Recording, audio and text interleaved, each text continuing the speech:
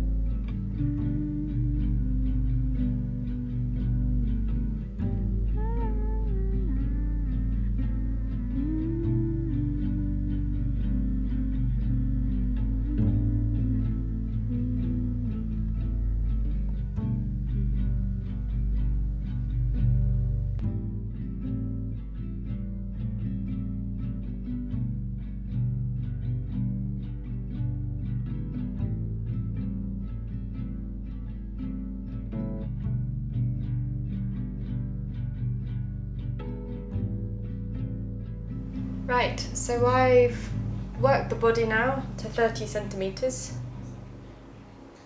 It's looking very good. I stopped on a, I'll show you the charts that I'm working off of. But there's 12 rows, and when I got to 30 centimetres, I was stopped at row 6. So that's just before you do left turn and you do a cable stitch for these columns. So that's where I stopped, and then once I've split the body into 2, that's when which was on the right side as well. That's when I did row 7, and that's when you do the left turn, you know, these crossover stitches, and then also that cable. So now that I've split it off, and I've got this half, this is the front, and it's on the cable holder, and this is the back, and this is what I'm working now. The instructions, the first time I made this pattern, I got completely confused by the instruction of turning, because obviously when you're in the round you don't really turn, I didn't understand. Anyway, so for anyone else, if they ever do this pattern and they are confused like me, you've split it, and now turning means you're going to work the wrong side of the pattern, which also means that what you want to be considerate of is when when the next round after you've split off doing the front and the back, the round you want to be the wrong side is an even round. So there's 12 rounds, you want your even round to be your wrong side. You don't want your wrong side to be a odd number, because the odd numbers are the ones that have the turns, the right purl turn and all that, so you don't want to be doing that. So that is where I'm at. Oh, that's come undone. I'm having a jolly time. I can't stop knitting. I never want to stop knitting. And I think I'm not that far away. It's very exciting, and I don't think I've had many mistakes. The only thing I did go wrong with, and it's so slight you can't really notice it, one of these cables, I think that one, sorry, I don't mean to swear at you. I got one of these turns wrong, and instead of it wrapping round, it was like swirly, snaky. So I had to frog back about 12 rows and adjust it, and then do it was complicated and silly. I should have noticed. But I've learnt my lesson now. And yeah, now I'm gonna do, I think, I've done the first row, and now I'm gonna continue and perhaps finish. I won't finish the back today or tonight, but I think I'll be on a good stead to finish this. What's the day today? Sunday. I'll be finished by next week, definitely. So yeah, little update. Looking good.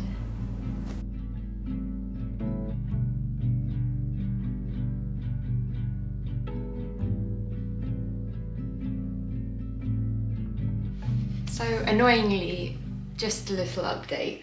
I have run out of kid silk, the lace mohair.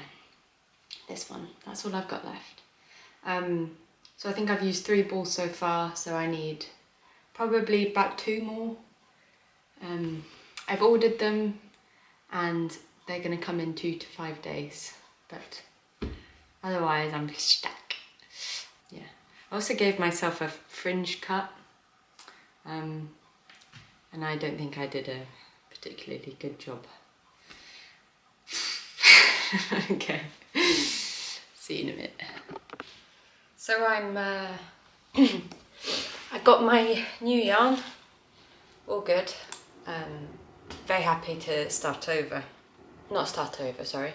I'm very happy to get started on the jumper again. I've split off. I can't remember exactly where I was last time I talked to you, but the back is finished, or at least it's at the part where I have to leave it on the stitch holder. I'm on to the front, and the bit that I remembered from this Oda vest is that last time I did I made it too long at the front. I think for the back it has to be 53 centimetres, and for the front it's only 50, and I think last time with this one I did 53 again because I was vacant and not really paying attention. So, and that did create a bit of trouble when it came to making the neck, because it was a lot tighter, because obviously it's, instead of being like here, it's up here. So I'm keeping that in mind for this vest. Basically all of my advice is to stay sort of diligent to the pattern, because that's not what I do. I airhead. So anyway, but also the thing that struck me recently, because I wasn't working on this one, I was working on the Debbie Bliss cabled Aran jumper, was the difference in the yarn, was how soft this yarn is.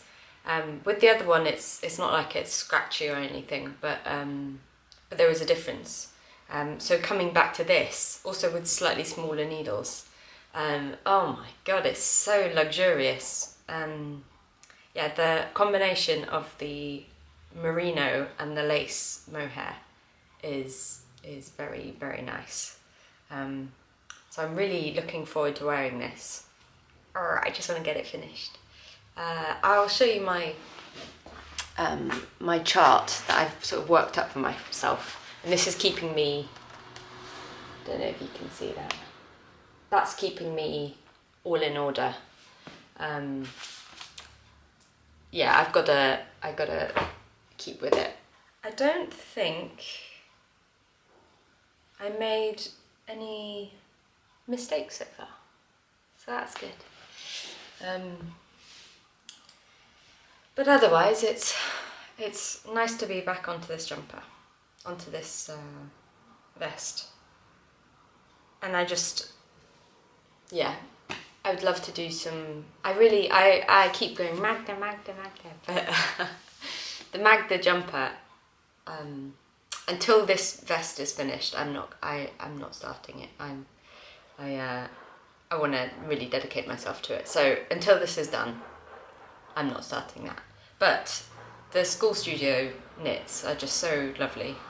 I've been wearing my Sophie sweater, my Sophie jumper, and that is just such a wonderful jumper. I was wearing it yesterday, and we went to the Braid, which is a sort of woodland valley. It's really beautiful in Edinburgh, and I was wearing that jumper through the forest just on a little walk with Robin, and he took some pictures of me sort of in the dappled forest, and it looked so good. It looked so nice. It sort of really made me want a grey one, sort of a luminous grey one, but we'll see.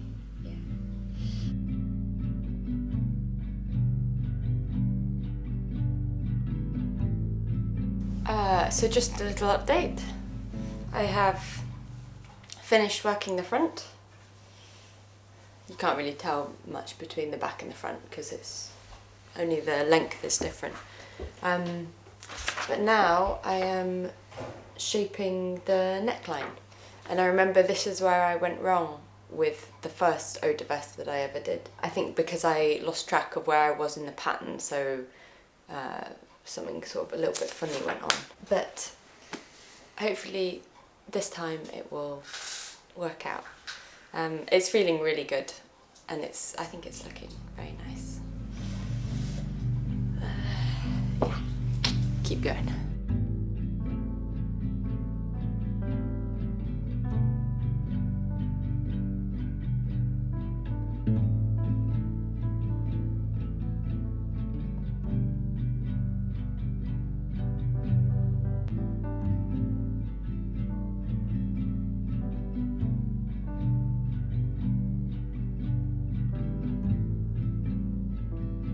So I just thought, I've just finished the front shaping for the left-hand side, which is the first bit of shaping you do. So that's what becomes of it. And what I thought I should mention, because when I first knitted this pattern, again, I was new to knitting, so I didn't really understand the instructions so much. But what I thought I should mention to anyone new or experienced knitter, the bit that confused me at that time was you have to do German short rows.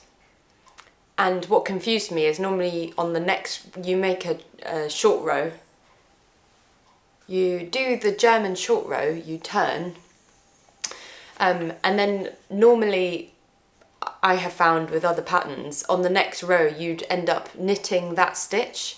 So whatever bit you turned at, you'd knit across.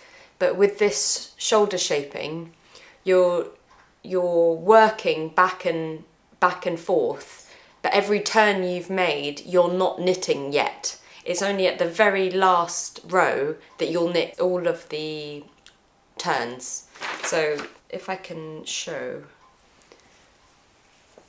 So there are some points like here, here, here, here, and maybe even one here, where I've done a turn, but I've not knit it yet because I've gone here, back, there, back, there, back, there, back.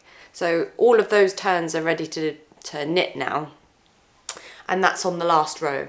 So in total, the amount of times you've gone through this set has been 13 rows, and it's on the 13th that you will knit all across. And so then all of those turns, all those double stranded bits will be worked and you won't be able to see them anymore. But I remember when I first did that pattern, that really confused me because I thought that they were going to be visible, and I didn't really understand. But or even if it just sort of made me feel like I was doing something wrong, even though I was following the pattern.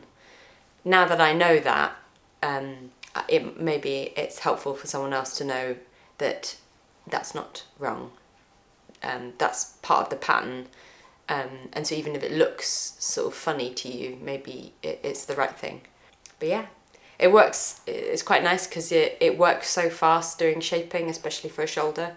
So, well, it's good and bad because I feel I've got other things I need to be doing today, but I think I'm just gonna keep shoulder shaping because it's so fun. But yeah, otherwise.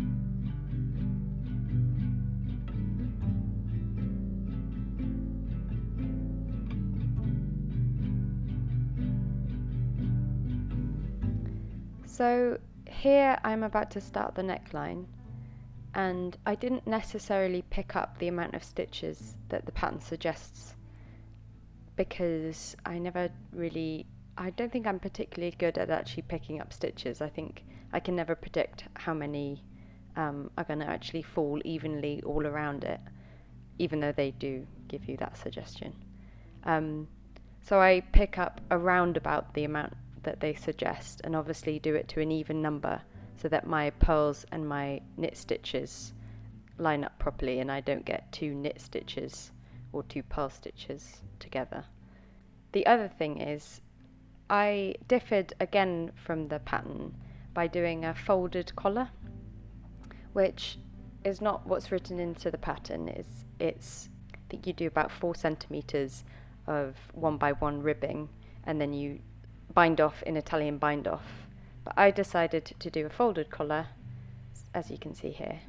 So I did 3 rows of double knitting, I believe, and I did about 4 centimeters of ribbing, then the double knitting, and then 4 centimeters again, and then bound off within the collar. And I think it makes a very wonderful collar. It's very plush.